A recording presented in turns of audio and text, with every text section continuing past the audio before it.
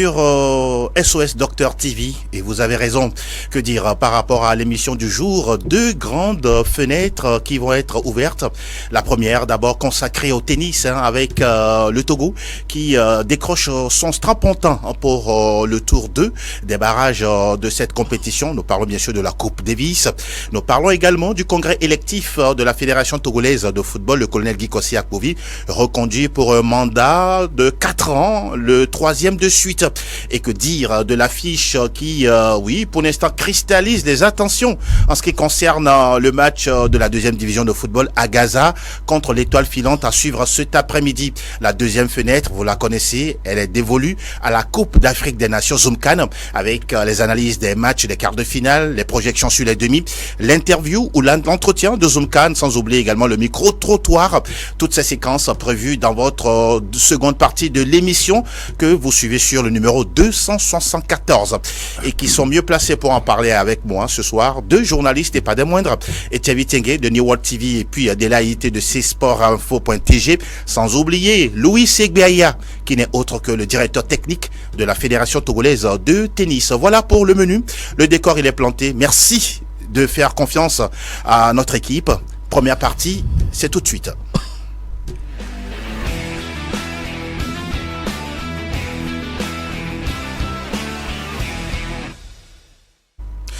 Le premier sujet qui nous intéresse dans ces 60 minutes de sport sur SOS Docteur TV, on va d'abord parler de la petite balle jaune avec l'événement qui s'est déroulé à Lomé les 3 et 4 février dernier sur les cours de la Fédération togolaise de la discipline. Je suis avec Louis Segbeaya. Bonjour, bonsoir, directeur technique.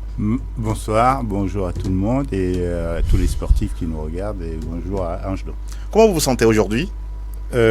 Très bien, très soulagé parce que j'ai eu un week-end très chargé et très stressant. On va en parler tout à l'heure. Heureusement que vous avez tout mis, on pourra dire sous éteignoir et vous êtes en pleine forme. Ouais, j'espère. Délaïté, bonjour et bienvenue. Bonjour Angelo, bonjour à nos téléspectateurs. Angelo, nous sommes en forme. En pleine forme. Hein. Oui, on est là. Ah oui, ça se voit. Lui, c'est un grand amateur de tennis également. On va en parler tout à l'heure. Alors, Louis Segbeaya, on est avec vous. D'abord, merci pour la disponibilité pour parler de la petite balle jaune sur notre antenne. Le Togo, la dernière fois, qui a tout fait pour décrocher son ticket pour les barrages, c'est ça? Pour les barrages, parlons un peu de c'est quoi la particularité justement de ces barrages-là? En fait, le week-end dernier, il y avait des rencontres au niveau de la première du groupe 1. Il y avait 24 pays qui se jouaient. Donc, il y a 12 pays qui se sont qualifiés et donc 12 autres pays qui descendent. Voilà. Et dans notre groupe à nous, il y en avait 24 qui se jouaient, 12 qui ont perdu et 12 qui se sont qualifiés. Donc il va y avoir un tour de barrage entre ceux qui sont descendus de là-haut et nous qui montons pour assurer la place en l'an 2025 en premier groupe. Donc pour le moment, on ne sait pas qui on va jouer parce que ça va se décider par tirage au sort entre ceux qui descendent et ceux qui montent. Et donc, ensuite, un tirage pour désigner qui reçoit ou qui se déplace. Justement, parlons de ces barrages-là aujourd'hui. Pourra-t-on dire que c'est un pas en avant, une grosse satisfaction? C'est forcément un pas en avant. Ça fait tellement longtemps qu'on l'attendait. Et ça fait des années qu'on fait le yo-yo entre le groupe 2 et le groupe 4. Et là, en 2 saisons, on a fait 3 pas. À quoi cela est dû? Je pense aussi, je pense que ça c'est dû à l'entreprise du président actuel de la fédération, Monsieur Ariale Maouli Clément. Et qui a voulu absolument mettre en place cette compétition, s'engager dans cette compétition-là, et donc on s'est engagé dedans, et lui, quand il fait quelque chose, il le fait pas à moitié. Donc il a tout mis son énergie dedans pour que ça se réalise et que ça puisse non seulement se réaliser, mais que ça avance. Aujourd'hui, c'est vrai que ça avance. Vous êtes un homme heureux. je suis excessivement heureux, d'autant plus que mon week-end a été très, très, très stressant. Et vous le dites bien soulagé. Della aussi est soulagé puisqu'il est également préparant à cette compétition qui a tenu en haleine le public sportif togolais. On a vu les images juste derrière. Tout à l'heure, on va écouter Thomas Setondi dans tout ce qu'il a apporté dans cette qualification. Della, un pas de plus pour le tennis togolais malgré les moyens plus ou moins au rendez-vous. Oui, Angelo, je l'avais dit l'autre fois que le Togo a fait un grand pas vers la cour des grands. Je l'avais dit il y a 24 ans que le Togo n'a plus participé à ce tournoi de Coupe Davis. Aujourd'hui, la coupe est là au Togo et le Togo a joué contre l'Indonésie. Angelo, il faut dire que ce n'était pas facile pour nos tennisman comme Mavi Loglo et Thomas Setondi qui ont eu à faire face à deux géants de tennisman indonésiens, Anthony Susanto oui. Et son compère d'attaque Rifki, qui ont tenu en haleine ces Togolais. La première journée, oui. Le Togo a fait match nul pratiquement avec l'Indonésie. Et ce n'est qu'au lendemain oui. que, comme l'a vu Loglo, a départagé le suspense était entier. A départagé les deux équipes en gagnant Antonio Susanto 2-7-0 oui. Pour la grande satisfaction du public sportif togolais qui a fait nombreux de déplacements au stade municipal de Lomé pour encourager ces tennisman. C'est bien pour le moral, c'est bien pour l'image du Togo qui a accueilli la Coupe Davis à domicile. Vous le dites si bien, on va parler du déroulé des matchs parce que ça n'a pas été aisé. Je parle sous votre contrôle. Ça s'est déroulé en simple et en double. Oui. Racontez-nous un peu comment tout s'est passé. Disons que nous avions joué en premier le samedi, donc nous avions eu un match entre les numéros 1 et 2 et croisés en fait. D'accord, de chaque pays. De chaque pays. D'accord. Et donc la première rencontre a été perdue par le Togo et ensuite la deuxième rencontre, la première rencontre qui a été jouée par le Glo Martial. Martial, oui. A été perdu, donc ça faisait 1-0 contre nous. Vous n'étiez pas quand même découragé? Non, j'étais pas découragé, j'étais encore confiant parce que je comptais sur Setondi Thomas pour son match. Donc moi dans mes pronostics, j'étais à un partout le samedi. Où j'étais indécis et inquiet, c'était le dimanche le premier match, oui. C'est-à-dire le double, parce que tout se jouait plutôt en double. Donc là, j'étais très très inquiet et j'étais hyper stressé. Oui. J'étais en retrait de tout le monde et c'est tout juste si je faisais pas ma prière, si j'étais pas à genoux en train de faire ma prière. Donc et les choses n'allaient pas très bien pour nous à un moment. En double. Vous reconnaissez que l'Indonésie est un sacré challenger. C'est pas un challenger, c'est un adversaire de taille. Donc, en double, franchement, j'étais pas serein. Oui. Après, les scénarios ont fait que j'étais encore moins serein parce que je nous voyais complètement à l'eau, je nous voyais perdre. Et puis, en fin de compte, ça s'est renversé et nous voici vainqueurs. Quand on a gagné le double, je savais que c'est bon, on avait sur les 2 points à suivre, on en prendrait un. Oui. Et c'est ce qui s'est passé. Donc j'étais très très soulagé. Par contre, je crois que j'ai laissé mon âme et mon soupir. Heureusement que vous les avez retrouvés. Ah oui. Et vous êtes là avec nous aujourd'hui sur ce plateau. Oui. Et justement, nous allons écouter l'un des acteurs de cette qualification du Togo pour cette compétition, Thomas Setondi. Oui, à la fin du match, à la fin de la compétition, soulagé, fier surtout d'avoir représenté notre pays, le Togo, à ce tournoi.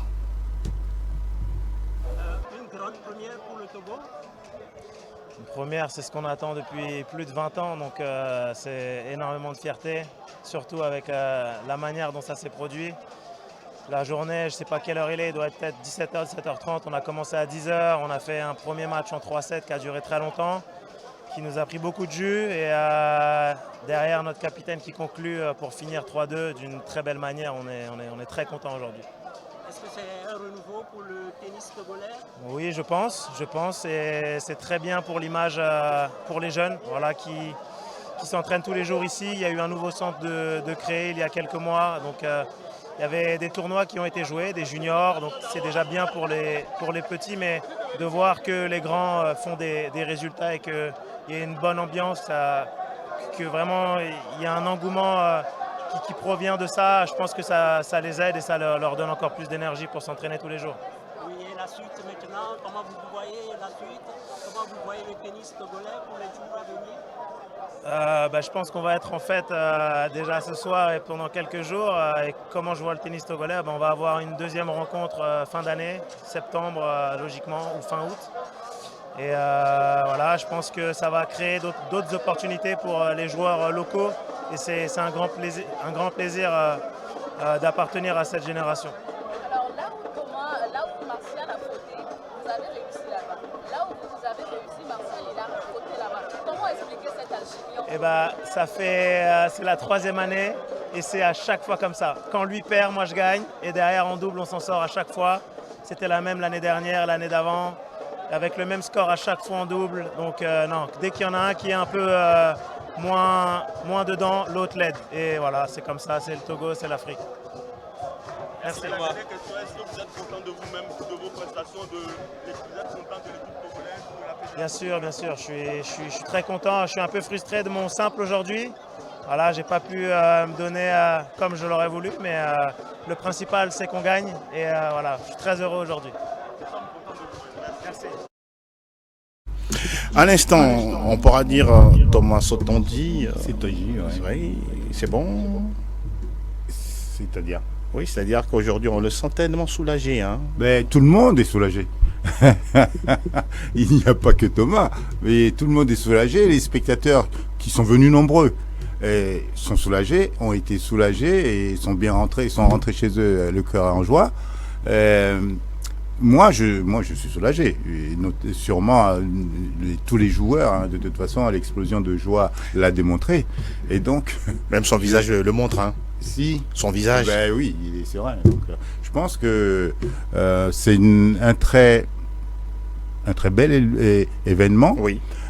Qui a tenu toutes ses promesses, tant sur le plan matériel que du spectacle, et que justement dans l'avenir, j'espère que ça va soulever des vocations et que nous aurons un peu plus de monde, ça je tiens à le dire, que nous ayons un peu plus de jeunes qui viennent se frotter un petit peu, qui apprennent à jouer au tennis, les règles du jeu et tout. Quand on connaît les règles du jeu, c'est plus facile de venir, d'y participer, de jouer.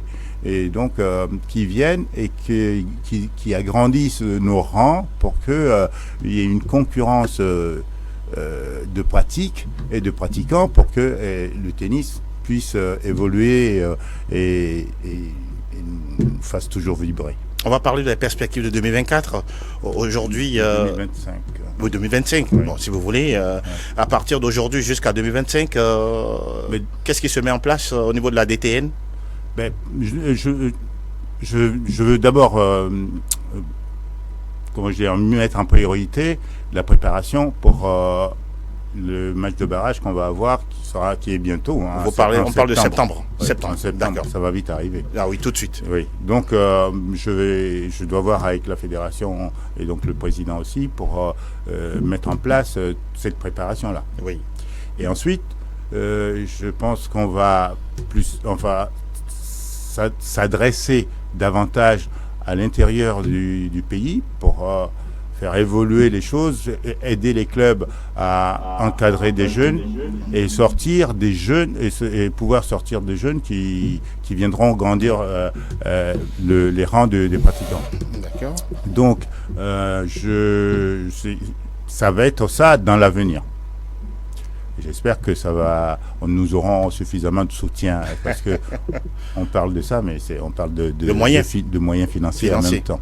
Donc j'espère que nous aurons assez de soutien pour pouvoir mener à bien tout un programme qui est vaste et qui doit nous emmener vers Oui. l'avenir, et l'avenir proche, c'est 2025. D'accord. Dès là, qu'est-ce qui, pour vous, doit accompagner aujourd'hui les efforts du président pour permettre à ce que ce tennis-là soit beaucoup plus représentatif? Oui, Angelo, si vous faites un petit tour au niveau des cours, au niveau du stade Omnisport de Lomé, vous allez remarquer que tout a été rénové, hein, et c'est grâce au président de la Fédération togolaise de tennis, lui-même qui a pris en charge toutes ces dépenses. Donc aujourd'hui, il va falloir que l'État mette la main dans la poche pour soutenir ces fédérations, ou bien les fédérations qui... bon, les tennis, les sports de main. Sport de main, Oui, exactement. histoire de les booster. Parce qu'aujourd'hui, au-delà de la belle expérience que le Togo a vécue face à l'Indonésie, c'est aussi un facteur motivant Oui. pour ces jeunes-là qui veulent embrasser cette discipline, le tennis ou bien le hand et autres là. Donc aujourd'hui, c'est l'occasion pour l'État togolais d'injecter beaucoup de sous Oui. dans la pratique de cette discipline pour... Pourquoi pas, dans 5 ans ou bien dans 10 ans, le Togo sort avec des stars de renom. C'est important. C'est très important. Oui, pour terminer, parlons juste du rendez-vous de septembre. Vous pensez que c'est les mêmes qui seront encore là? Les Mlapa, les Padio, les Thomas Todi, les Loglo seront les mêmes? Il y a des chances que ce soit les mêmes parce que c'est pas très loin, donc on n'aura pas eu le temps de former outre mesure des jeunes qui viendraient prendre cette place-là. Ce qui serait inquiétant, c'est que dans 2 ans, dans 1 an ou 2, ce soit encore les mêmes parce que on a quand même des jeunes qui sont derrière, juste derrière, qui sinon ont le même niveau, Oui. et qui logiquement devraient s'affirmer. Pour les dames, aujourd'hui, qu'est-ce qu'on a sous la main en tant que tennis woman togolaise? Qu'est-ce qu'on a sous la main? On a un petit groupe qui est parti, qui suit des formations en même temps, qui sont aux États-Unis, on va dire. Catégorie senior? Catégorie senior D'accord. et junior. Vous voulez parler de Vania Doce, Vania Doce, Derman, Shakira? Shakira, Geli, Serena Geli. D'accord. Et donc ce groupe-là, à mon avis, quand on aura besoin, on pourra sereinement faire confiance à ce groupe-là et puis continuer, nous, sur place ici, une formation au niveau des filles. D'accord. Pour étoffer ce groupe-là. Vous reconnaissez que le tennis est un sport qui est coûteux, mais bon, je reconnais, j'ai toujours reconnu, parce que moi-même j'en ai été victime, et donc c'est très coûteux, raison de plus pour que l'État nous aide, je dirais, nous aide plus qu'il n'aide le football. Bon, vous prêchez pour votre chapelle, hein, ça se comprend. Je prêche pour ma chapelle, et donc je prie pour que les instances supérieures nous écoutent et qu'ils viennent à notre secours. C'est très important parce que le sport, sinon les sports au Togo, il y a tellement de talents à tous les niveaux, ça il faut le reconnaître, il suffit d'un encadrement assez intéressant avec des formateurs très bien chevronnés et également mettre les moyens pour permettre à ce que ces talents, ces pépites-là puissent éclore et surtout puissent apporter une certaine lumière sur notre pays. Oui. Louis Segbeya, merci infiniment d'être passé. Ça a été un plaisir de vous avoir. C'est moi qui vous remercie, qui remercie tous les téléspectateurs. Oui. Je pense qu'on se reverra rapidement. Absolument. Merci encore une fois. Merci beaucoup. Et on ne peut que vous souhaiter bon vent. Merci, pour la promotion et la vulgarisation du tennis au Togo. Merci beaucoup. Merci infiniment.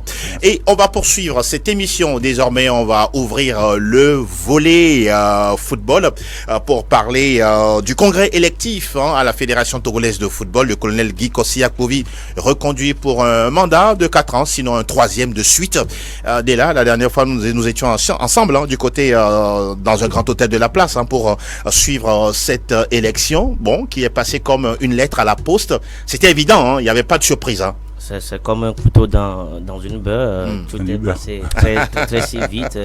Le colonel Guy Akpovi a activé son 3e mandat à la tête de la Fédération togolaise de football. Aujourd'hui, quand on dit que les deux mandats du colonel ont été griffés par la non-qualification des éperviers à la Coupe d'Afrique des Nations. Mais à côté, on peut dire que c'est sous ces poupoles que le Togo a participé pour la première fois à la CAN féminine qui s'est jouée au Maroc.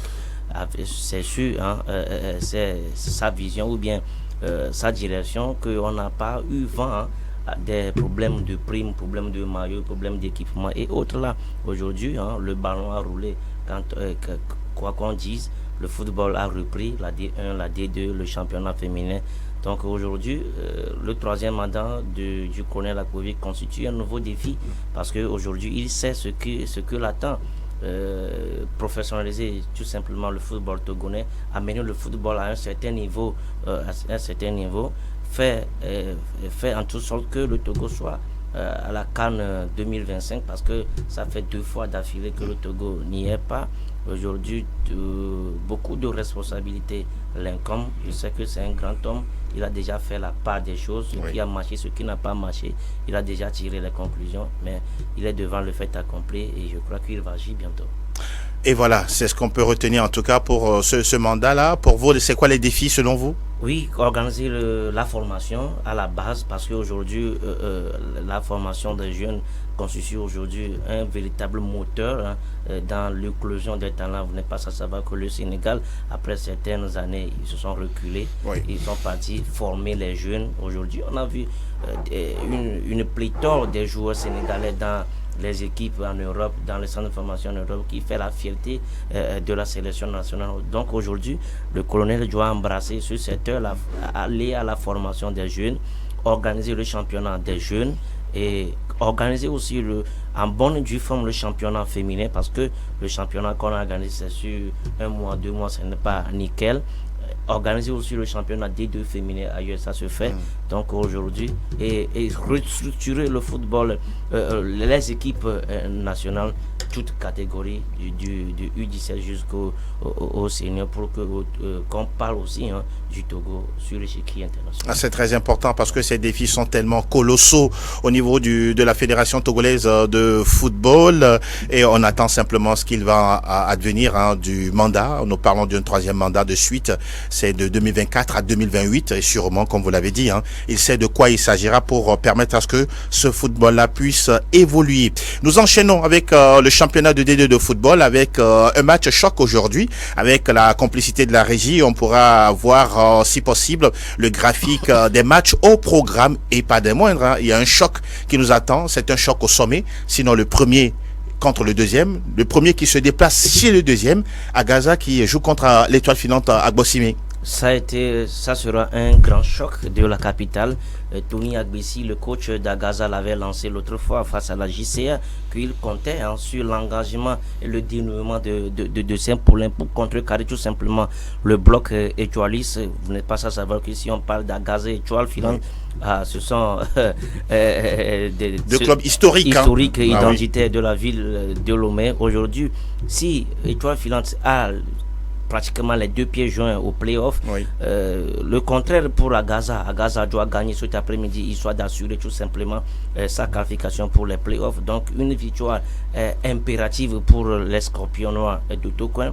Donc aujourd'hui, il faut dire que Agaza, ça fait déjà 3 matchs qui sont sur une bonne dynamique, qui n'ont pas perdu. Donc le coach, avec ses poulains à Daigno, un sacré buteur du côté d'Agaza, veut jouer, déjouer tout simplement les plans de l'étoile filante. Dans l'autre camp, l'étoile filante ne viendra pas à Bossime en victime expiatoire, il viendra tout simplement sauvegarder ses acquis, faire un bon résultat là-bas à Bossime. Donc tout est ouvert cet après-midi. Attention, faut pas d'Agaza. Faut pas interdire, hein, à Gaza, au football club de Lomé. On va permettre, si la régie nous est en complicité avec nous, de nous montrer le graphique, hein.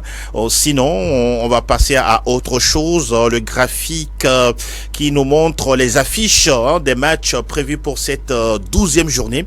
On n'oublie pas également la JCA qui est en difficulté, qui va jouer contre la formation d'Olympique de Vaud. Asfosa qui joue contre Arabia de Tabligbo, et puis sans oublier également le match de Maranatha de Fiokpo. Maranatha qui va jouer contre notre équipe également au niveau de cette D2 nationale de football. Bon, tout doucement, on se dit que c'est un championnat qui est très très très serré. Vous le reconnaissez, Delaïté? Oui, très serré, Angelo. Si vous prenez les points, les points, Étoile Filante a 23 points, à Gaza à 18 points, donc c'est très serré. Maintenant, au niveau de la poule B au nord, si on prend CDF Rakuno avec 22 points, il faut dire 22 points, Arsenal 18 points, c'est très serré là-bas. Et aujourd'hui, les chocs prévoient un certain Fouadan, Arsenal, Fouadan aussi qui n'a pas encore dit son dernier mot, 16 points, mais tout compte, avant notre entrée en studio, on a appris que le match Fouadan-Arsenal n'aura plus lieu parce que Fouadan revendique que le match soit joué au niveau de Dapaon, qui n'est pas prévu par la Fédération togolaise de football. On se dirige vers un forfait. Tout compte fait, la D2 de cette saison est très très très serrée et chaque équipe va jouer les 4 jusqu'à la fin. Alors, nous sommes rejoints par Etchevi Tengue. Bonjour Etchevi. Bonjour Angelo, bonjour à tous les téléspectateurs. En pleine forme? En pleine forme. Merci d'être là. Ouais. Ça fait plaisir. Et nous parlons de cette D2-là, avec les enjeux que nous avons. D'abord, au niveau de la poule A. Qu'est-ce à dire sur ce choc à Gaza Étoile Filante? Avant d'arriver là, si vous permettez, j'aimerais rebondir un peu sur la rénomination. Ah d'accord, allons-y. Du colonel Agui. Oui, au niveau de la FTF. Au-delà, disait que voilà, c'est sous sa coupole qu'on a eu la toute première qualification de l'équipe féminine pour la Coupe d'Afrique des Nations. Oui. C'est oui. Mais il y a un mais. Il y a eu des gens qui ont travaillé à la base pour que nous ayons aujourd'hui ce football féminin au Togo. D'accord. Il va falloir qu'arriver à un moment donné qu'on soit reconnaissant envers ces personnes-là qui aujourd'hui ne font pas partie intégrante. Pour vous, c'est pas fait? C'est pas fait. D'accord. Elles ne font pas partie intégrante du comité de suivi du football féminin au Togo.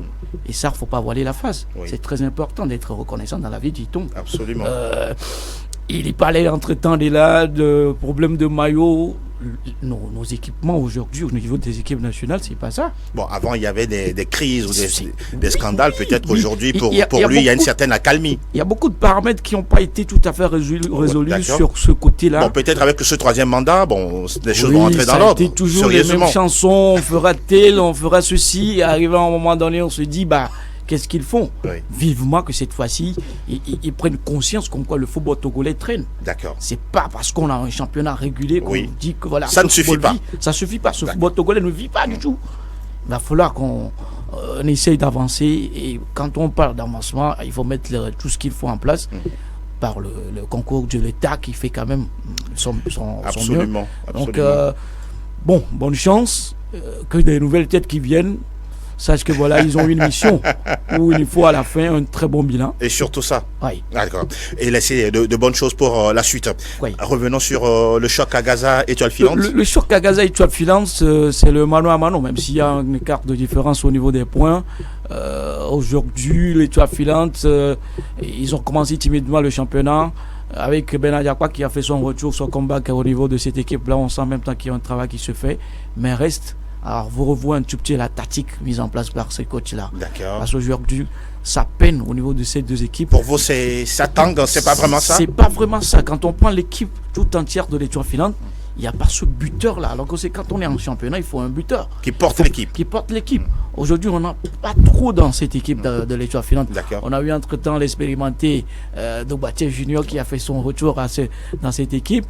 Justin Agbadi également qui est toujours là, mais sur le banc. Il a fait un aller-retour. Bon, ce qui compte pour les shooting stars de Lomé, c'est de se retrouver en play-off pour prétendre remonter. Vous les voyez y accéder? Oui, avec la détermination et tout ce qu'ils ont mis en place de par le président qui a mis les moyens en place. Même si ça reste encore à revoir, on peut beau espérer pour que l'Étoile Filante puisse se retrouver l'élite nationale. Mais attention, on a un Gaza également. Qui n'est pas loin. Qui n'est pas loin. On a un travail qui se fait avec Johnny Agbessi. Il y a les joueurs qui sont déterminés. Tout compte fait, nous on les attend. Ces deux équipes-là qui font partie intégrante de l'histoire du football togolais. Je me dis que ça va se jouer, si ce n'est sur des détails, ou tactiquement, ça doit répondre. Parce que le niveau de la D2... J'ai l'impression que pour vous, ce serait un match serré. Un match serré, parce que c'est la place du play qui se joue là. D'accord. Un 0-0 aussi, c'est pas mauvais. Un 0-0, ça n'arrangerait pas trop à Gaza, mais pour l'Étoile filante, ça peut faire l'affaire. Je vais quand même lancer mon coup de gueule. Allez-y. Le niveau de la D2, Ouais. c'est pas ça, Angelo. Mais il y a certains matchs du D2 qui sont mieux que certains de la D1. hein. Je vous dis, c'est pas ça. C'est pas ça. C'est pas Il ça. faut encore Il beaucoup, faut beaucoup de encore- choses il à faut pour encore améliorer les beaucoup choses. de choses D'accord. au niveau de ces clubs-là.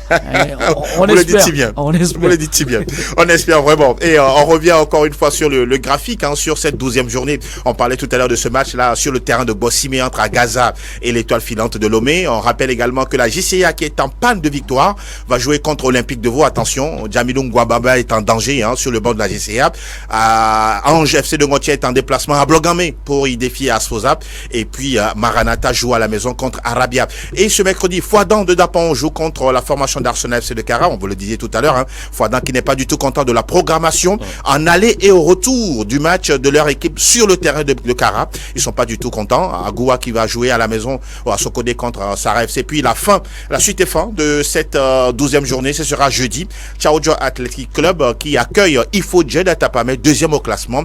Et puis un intéressant CDF Aknour, le patron de la poule B, qui accueille Koroki Metete de Tchamba. Nous aurons tous les résultats, en tout cas, d'ici à ce mercredi, à jeudi et puis samedi. Nous reviendrons sur les différents résultats et analyser ces différents matchs. J'espère que vous allez prendre le rendez-vous hein, pour aller ne serait-ce que voir un seul match. Oui, en oui. attendant le temps de se revoir samedi. Ah oui. Bossimé vous intéresse. Match d'attraction. Messieurs, nous continuons cette émission. Cette fois-ci, on va s'intéresser à la deuxième fenêtre, sinon la seconde. Zoomcan.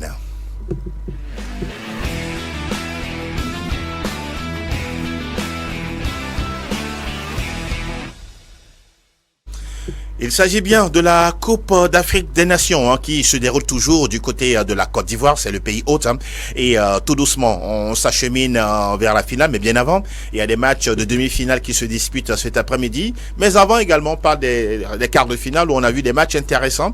Et Tchabi, sur les matchs des quarts de finale, vous avez été, on pourra dire, comblé par rapport aux attitudes des joueurs sur le terrain, des attitudes de certaines sélections. Oui, en particulier l'Afrique du Sud, où personne ne les attendait à ce niveau, les Bafana. Mais on a un sélectionneur qui a déjà eu à gagner cette coupe-là avec le Cameroun, Hugo Broos en 2017. Il essaie d'inculquer encore cette envie de gagner à cette équipe des Bafana qui est pratiquement une ossature locale. Oui. On a que 3 joueurs. C'est l'atout, hein? Oui, c'est l'atout. Parce que quand vous prenez cette équipe, c'est pratiquement les joueurs de Mamelodi Sundowns. Où ils se connaissent déjà. Il y a déjà une alchimie qui se dégage. Quand vous les voyez jouer, on sent en même temps qu'ils jouent ensemble il y a longtemps. Donc pour moi, c'est un atout majeur pour les Bafana. Mais le véritable problème, c'est qu'il n'y a pas ce but-là. Où entre-temps, on a connu un certain McCarthy, Denis McCarthy, aujourd'hui avec Magopa. C'est pas ça. Même Percy Tao. C'est pas un sérieux buteur. Oui.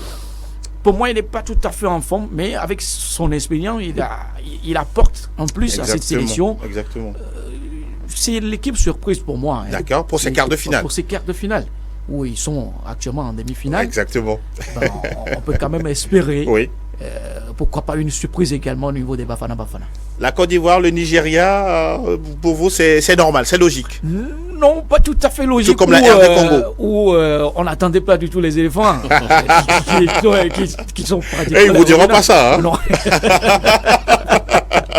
Sorti meilleur troisième. N'est-ce pas? Ça a été une surprise où on se disait qu'est-ce qui leur arrive, mais le football, c'est ça qui rend cette discipline beaucoup plus belle. Pour moi, les éléphants, c'est parce qu'il n'y a pas encore une équipe collective en place.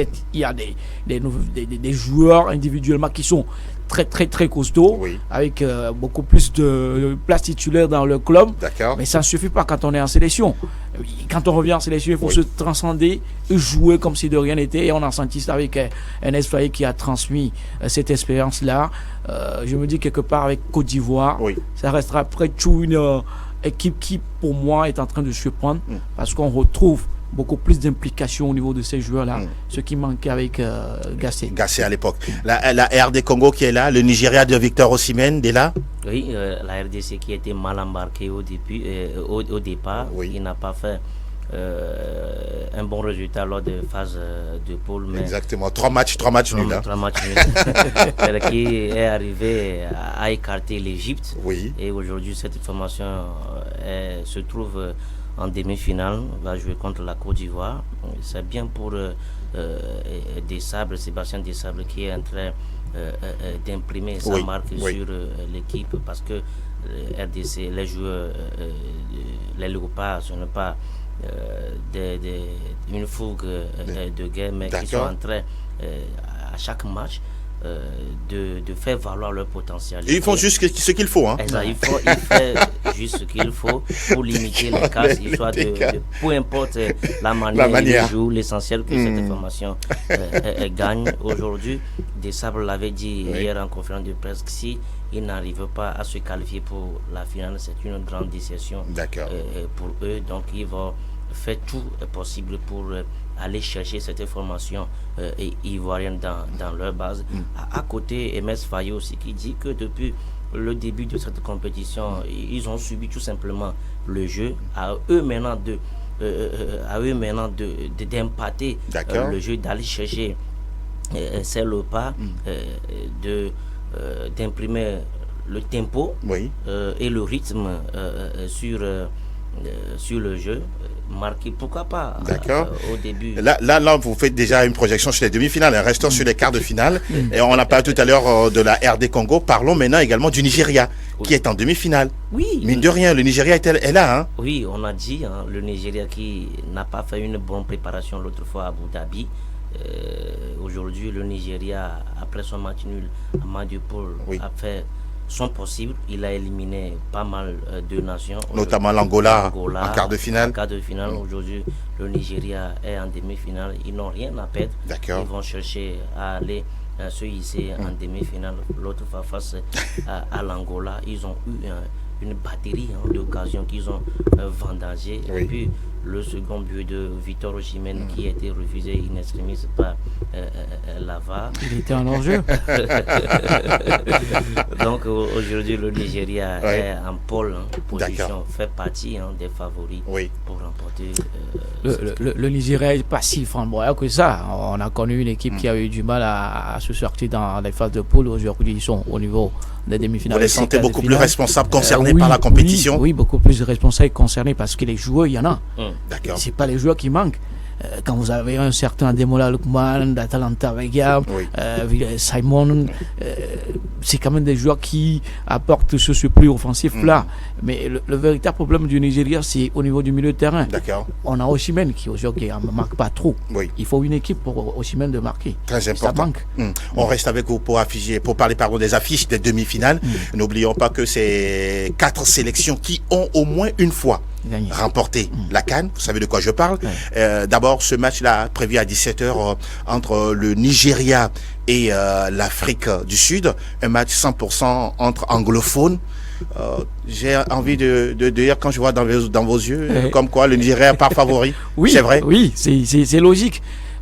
Pourquoi je m'exprime ici? Parce que l'équipe nigériane, au niveau de l'attaque, ça va vite un peu plus par rapport à l'Afrique du Sud. Le Nigeria, avec Ekong au niveau de la défense, on sent que c'est lui le patron dans cette équipe-là. Aujourd'hui, on peut parler de Victor Osimhen, mais Ekong reste pour moi le patron, le meneur de cette équipe des Super Eagles, avec un entraîneur qui aujourd'hui, de par ses affirmations, il dit que parfois les joueurs ne l'écoutent pas. C'est héros. Bon, quand vous les joueurs ne vous écoutent pas, bon, c'est ça aussi, les sélections africaines. C'est une réalité, hein. C'est une réalité. Ça arrive sur les terrains de match, terrain de jeu. Je me rappelle avec une conversation avec Ahmed Moussa. D'accord. On sent en même temps que les joueurs ne l'écoutent pas trop. Ah voilà. Et ça, c'est pas une première.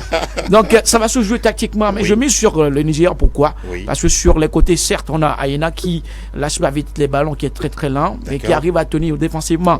Donc, l'Afrique du Sud, on sait que voilà, c'est une équipe qui essaie quand même d'endormir son adversaire et posséder sur des comptes, mais ils n'ont pas ces joueurs individuellement qui peuvent apporter ce plus à 1 contre 1. Et le gardien, il peut quand oui, même Williams, ça peut jouer, mais apparemment ça peut être suffisant. C'est pas tout à fait ça au niveau s'ils vont au tir au but. Bon, s'ils vont au tir au but, ils ont quand même une ascendance au niveau psychologique. Je me dis ça va se jouer tactiquement où l'équipe qui sera beaucoup plus offensive va remporter la victoire. Et Thierry, sur le terrain, le Nigeria fera tout pour être qualifié et ne pas aller au tir au but. Ça, je peux vous assurer que le Nigeria fera tout pour ne pas aller dans les séances de tir au but parce qu'ils savent qu'ils ont déjà un joueur qui peut à tout moment les bloquer à ce niveau. Donc Victor Osimhen, on sent en même temps que cette canne est très très importante pour lui. Et ça va passer par là. Sinon, attention aux dégâts dans les séances de tir au but. Vous le dites si bien, parce que la bonne nouvelle pour le Nigeria, Victor Osimhen sera bien présent. Aussi les dernières nouvelles que nous avons, il sera bien là, même s'il y avait une alerte physique, mais il sera titulaire ce soir face à l'équipe des Bafana Bafana. L'autre demi, c'est à partir de 20h. Et là, c'est un match également très intéressant entre Ivoiriens et Congolais. Vous l'avez déjà effleuré tout à l'heure. Mais la Côte d'Ivoire poussée par son public, pression ou avantage? Avantage, parce que la Côte d'Ivoire joue à domicile devant son public, le 12e homme. Il faut dire que ce 12e homme a beaucoup apporté à cette formation ivoirienne. L'autre fois, vous avez vu contre la Guinée, le Mali. Le Mali en quart de finale, exactement. Au bout des prolongations. Oui, 11 contre 10, mais vous ne sentez pas cette formation évoluer en infériorité numérique. 10 à 10 jusqu'aux dernières secondes de cette rencontre et arracher une victoire, c'est applaudi. Donc aujourd'hui, on sent l'impact que fait jaillir MS Faye sur cette formation, le discours, la philosophie qu'il apporte à ces joueurs-là. Et il fait des choix, moi je dis parfois qu'il ose, il ose, il sait comment apporter ce joueur dans l'entrejeu, déplacer et faire des remaniements. Donc aujourd'hui, Côte d'Ivoire devant son public, c'est un atout pour lui face à cette formation de la RDC qui veut aussi aller en finale. Et MS Faye l'avait dit, nous allons chercher à imposer le rythme et le tempo contre cette formation de la RDC dès le coup d'envoi, parce qu'il n'y en aura pas du temps à perdre pour MS Faye et ses hommes. Chercher à marquer du coup pour être à l'abri de toute éventualité, mais Deschamps ne laissera pas faire. Ah oui, parce qu'il est tout proche également. Pourquoi pas d'écrire l'histoire avec cette équipe de RD Congo que personne en tout cas ne voyait arriver à cette étape de la compétition. Messieurs, on parlait tout à l'heure de ce match entre la RD Congo et puis la Côte d'Ivoire. Et Thierry, tout doucement, Emer Faye, on pourra dire que quoi, c'est un homme, je ne sais pas si je dois dire béni, qui voit le départ de Gassé. Aujourd'hui, personne ne voyait même la Côte d'Ivoire arriver en demi-finale, mais là, il est bien présent avec cette sélection-là. Vous voyez également comme dès là son impact sur le jeu, sur le mental des joueurs. L'impact, quelque part, je dirais, au niveau des choix des joueurs. Ce qui a manqué à Jean-Louis Gasset, où on n'a pas vu totalement cette implication au niveau de ces bons choix-là. Aujourd'hui, MS Faye arrive quand même à faire au moins ce petit choix où on a retrouvé des joueurs qui sont beaucoup plus déterminés, qui savent ce qu'est la CAN. Jusqu'au niveau de la défense, c'est pas encore tout à fait ça. Aujourd'hui, un béni, parce qu'il a eu quand même à sauver cette équipe qui avait quand même été mouillé par la honte. Et on parle d'un enfant du pays. L'enfant du pays, oui, à ce niveau, parce qu'il avait quand même à réaliser des prouesses. La qualification jusqu'à arriver en demi-finale. Et ça, on peut lui attribuer. On peut le lui attribuer. Donc, pour passer encore ce cap-là, il va falloir faire un choix. D'accord. Bon, c'est bien vrai que les joueurs sont venus à la CAN sur une seule patte, où il faut essayer de faire avec tous ceux qui sont sur le banc. Mais pour moi, c'est pas encore tout à fait ça. C'est pas une équipe collective qui joue ensemble. On sent pas tout à fait un jeu huilé. Il faut un réglage. Il faut un réglage. Si on est compté également sur des individualités, et là, ça peut passer. Ça peut passer. Et on va maintenant s'intéresser à l'entretien de Zoomcan, entretien qui concerne bien sûr les matchs de quart de finale, les projections sur les demi. Et puis, entre-temps, la cagnotte de la CAN qui a été augmentée. Nous allons retrouver notre invité au niveau de l'entretien, Espoir Asogbavi.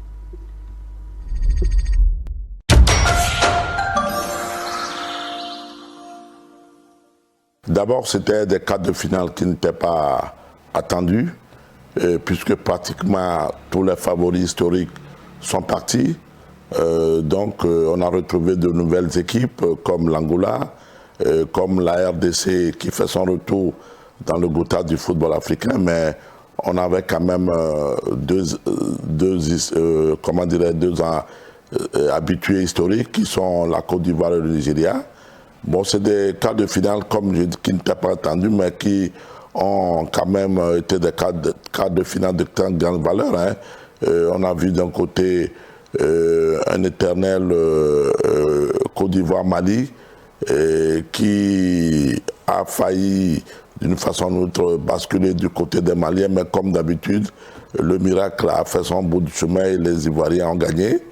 On attendait de l'Angola et du Nigeria. Le Nigeria était quand même favori, mais on peut également dire que l'Angola a également montré que le football angolais est de retour sur le chiquier africain. Et puis le match entre l'Afrique du Sud et le Cap-Vert, qui est également un match de grande intensité, avec beaucoup d'émotions. Deux belles équipes qui auraient l'une comme l'autre gagné, mais à la fin, c'est l'Afrique du Sud qui a gagné. Il faut quand même dire que cette victoire de l'Afrique du Sud est due à la qualité exceptionnelle d'un gardien de but qui, pour la première fois dans l'histoire d'une grande compétition, a arrêté 4 tirs au but. Et donc, c'est ça, à mon avis, qui a amené l'Afrique du Sud à gagner. Mais le Cap-Vert, aujourd'hui, est devenu une nation importante du football africain. Elle aurait pu également gagner. Et puis, sur le dernier match, on a également remarqué qu'on a fait du grand football. Mais l'essentiel, c'est que ce sont les meilleurs qui sont qualifiés pour les demi-finales plutôt.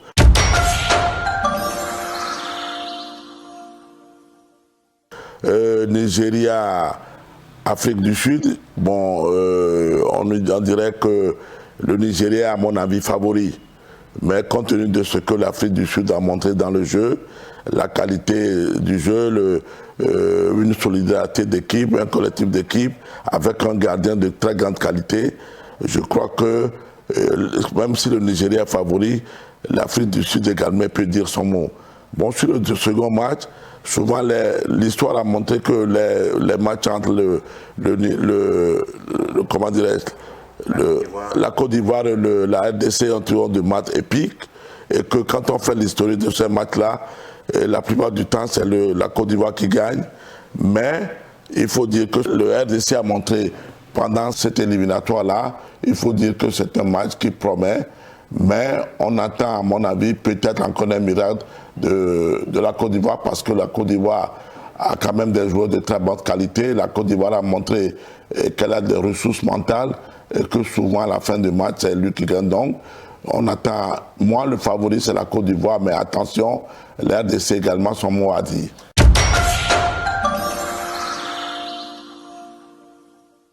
Dans cette cadre, je dirais qu'on a vu, bon, vous savez, aujourd'hui, les gardiens s'entraînent avec les moyens électroniques. Hein, donc, il faut voir que dans cette Coupe d'Afrique des Nations, on a vu de très bons gardiens et avec de très belles prouesses.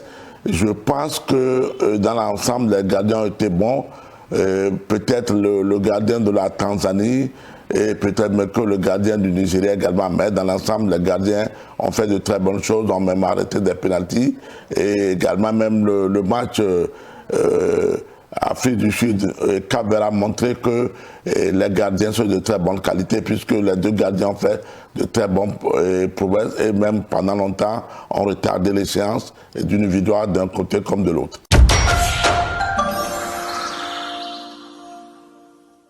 Oui, mais il faut quand même dire que cela est dû peut-être aussi au fait que il y a beaucoup de pays de par le monde entier qui ont acheté les droits télé, ce qui a fait monter la cagnotte de 40%.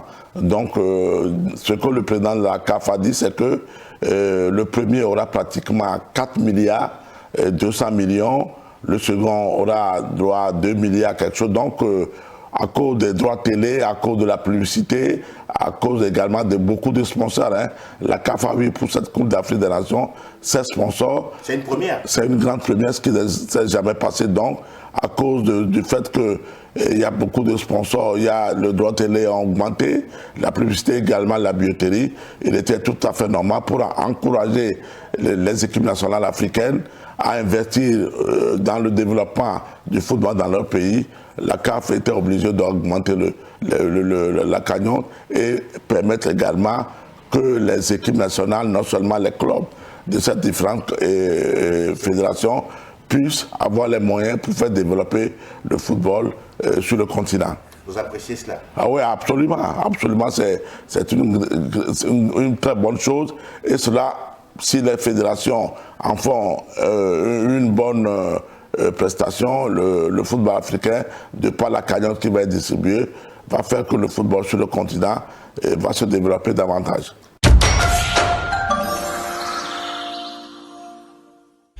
L'entretien Zoumkan avec Espoir Asogbavi, en tout cas il a dit ce qu'il pensait de tout ce qu'il se passe du côté de cette compétition, les à côté et puis les équipes qui ont tout fait pour décrocher leur strapontin pour le carré d'As.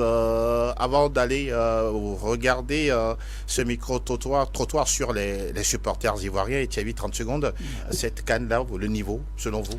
Le niveau, il est quand même élevé, très, très élevé, parce qu'on a vu des équipes comme la Mauritanie, la Namibie qui nous ont produit de très très bons jeux, sans pour autant se fier aux internationaux qui sont à l'extérieur.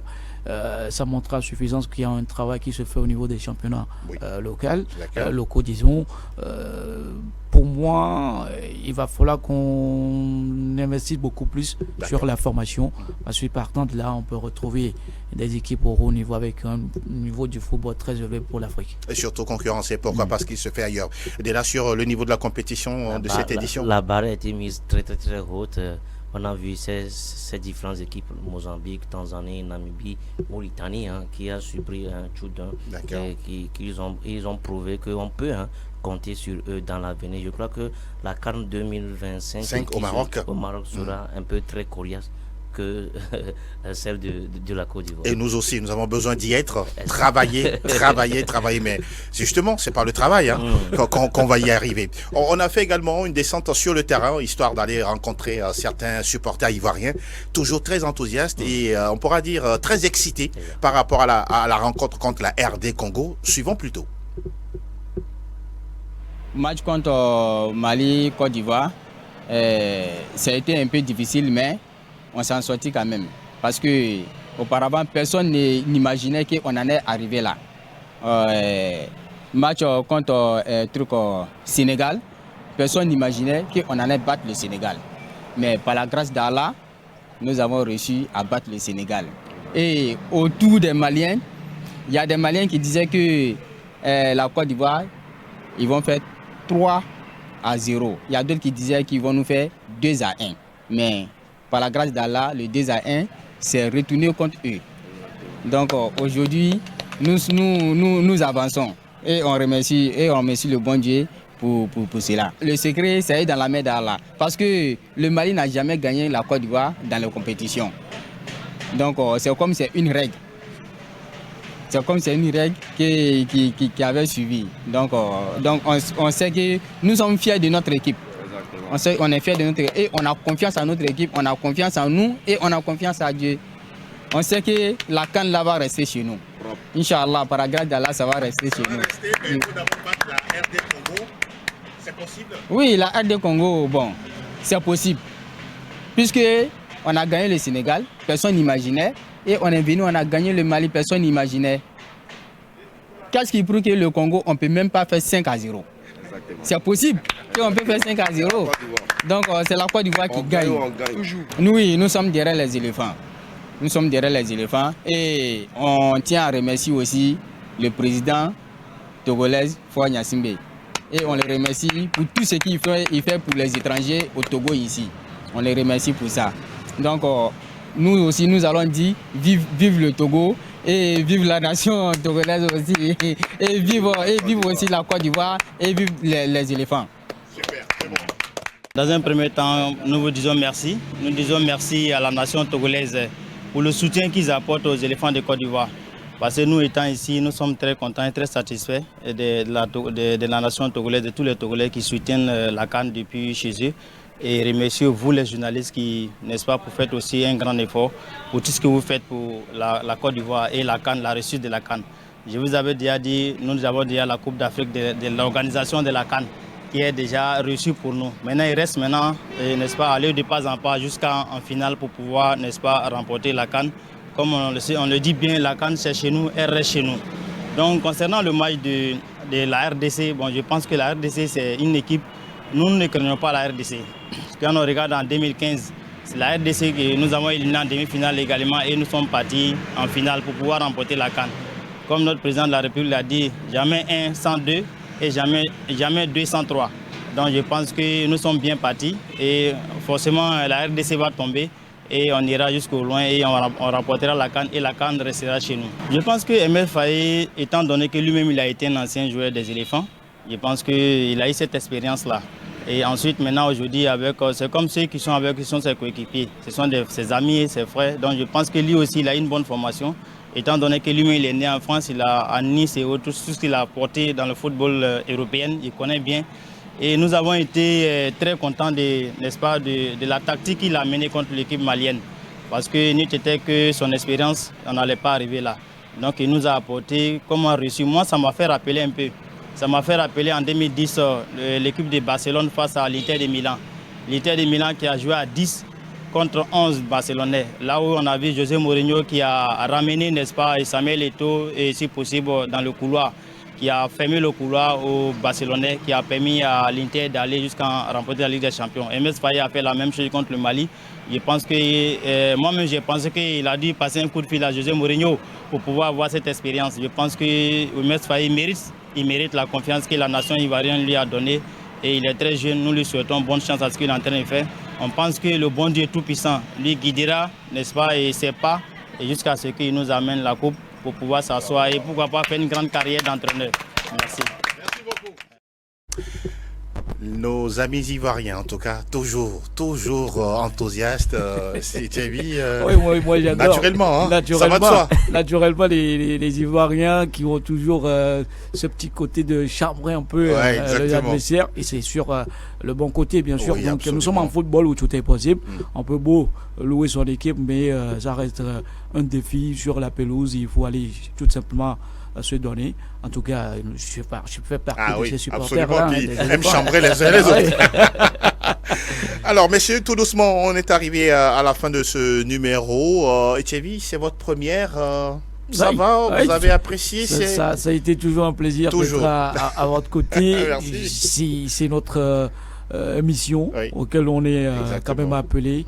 Il y a de quoi répondre pour partager cette joie de discuter autour des actualités, même si parfois on n'est pas d'accord sur certains points. C'est normal, ça fait partie de la richesse de la vie. C'est un plaisir d'être là. Absolument. Voilà. Merci beaucoup, Dela. Votre deuxième passage. Oui, deuxième titularisation. Ah oui. Merci, coach. N'est-ce pas? C'était un plaisir. Toujours. En tout cas, encore une fois, merci Dela, merci Etchevi Tengue pour la disponibilité de parler sport sur SOS Docteur TV. Ça a été également un plaisir pour nous, chers téléspectateurs, d'avoir passé ce moment avec vous. Rendez-vous, vous le savez, c'est ce samedi, toujours entre 12 et 13 sur le canal 274. Comme toujours, pour être en bonne santé, mangez moins gras, moins salé, moins sucré, comme toujours. Faites des activités sportives pour garder la forme.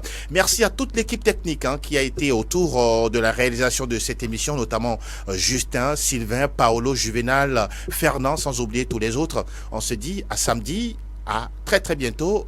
Ciao.